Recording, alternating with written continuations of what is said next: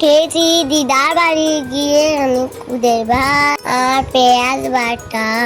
এটা বানানো কিন্তু অনেক সোজা। প্রথমে খুদের চালগুলো পরিষ্কার করে ধুয়ে নিয়েছি, আলু পেঁয়াজ কেটে নিয়েছি, কড়াতে তেল দিয়ে দুটো শুকনো লঙ্কা ও কিছুটা পেঁয়াজ ভেজে নিয়েছি। পেঁয়াজগুলো কিন্তু হালকা ভাজতে হবে, এই পেঁয়াজগুলো দিয়ে কিন্তু পেঁয়াজ বাটা হবে। ওই তেলটাই কালো জিরে ফোড়ন দিয়ে কেটে রাখা আলুগুলো দিয়ে দেবো, তারপর কেটে রাখা পেঁয়াজ ও কাঁচা লঙ্কা দিয়ে দেব, ভালো করে নেড়ে নেব।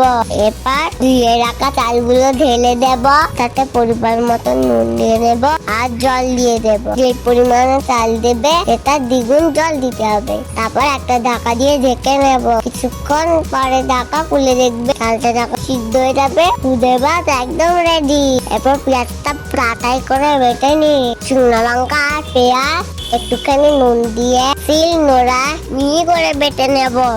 গরম গরম খুদে ভাত পেঁয়াজ বাটা দিয়ে খেতে কিন্তু হেব্বি লাগলো। তোমরা বাড়িতে ট্রাই করো কিন্তু, আর আমার পাশে থেকো। Tata bye bye.